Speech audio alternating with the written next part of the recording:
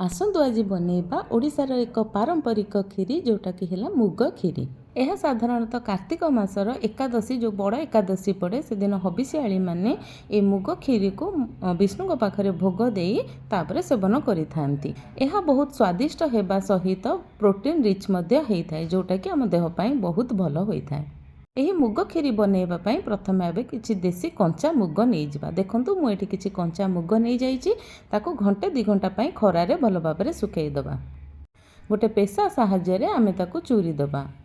खरारे दे मुगटी को चूरिले मुग बढ़िया से दी फाड़ होता है, चूना हो न था। एमिति करने द्वारा आमको परफेक्ट मुग जाई जोटा कि फाड़ फाड़ हो मुग जाई देखु केते सुंदर फाड़ फाड़ होती गोटे भी कण खसीनी कि खंड खंड होनी। एबे आमे किछि मुग को पानी रे दे घंटे 2 घंटा बतुरे दबा। आमर मुग भल भाव में बतुरी जाइए जमती आम बिरी चकटिके बिरी चोपा बाहर करती एमती चकटिके आम तार चोपा को बाहर करदबा। ये मुग तक सब क्लीन हो जाइए। गोटे कड़ई रे किछि घी दे 2टा गुजराती बास्ना 2टा गुजराती दबा एवं चोपा छड़ा ही रखाई जो मुग को देके हल्का टिके भाजीदबा। मुग टिके नागुरु भाजी गले से कड़ई रे आमे पानी दे देकी टिके लूण पकेइकी 15 मिनिट ढांकी सिझेबा छाड़दबा। ये गैस फ्लेम को लो टू मीडियम रे रखिथिबे। मझिरे मझिरे ढांका खोली आमे मुग को चेक करदेबा केते सिझिचे।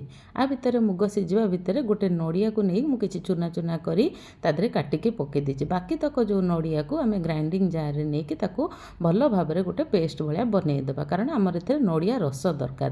गोटे छण साहाय्य आमे नड़िया को भल भाव में चिपुड़ी तार रस बाहर कर दे ए मुगर खीरी रे देबा। साधारणतः ये मुग खीरी रे क्षीर दि जाए न थाए। नड़िया रस नड़िया खंड आ किसी कंदमूल दि जाए। जदि आप कंदमूल पसंद करती कंदमूल दवा चाहती ताहले जमी अधा सिझी मुग से स्टेज रे आप छोट छोट काटी कंदमूल देदेवे। ये आम मिठा करने गुड़ यूज करें। साधारणतः आमर चीनी भोगरे लगे ना तो मिठा करने खीरी को आम किसी गुड़ नहीं पाखापाखि 80 ରୁ 90% सिझीगला। आउ टिके समय आम वेट करवा भल भाव में मुग खीरी सिझीगले आम ताको ओल्हेदबा। ये देखु आमर मुग खीरी प्रायतः सिझी जाइए। एबे आमे गैस तलू ओल्हेदबा।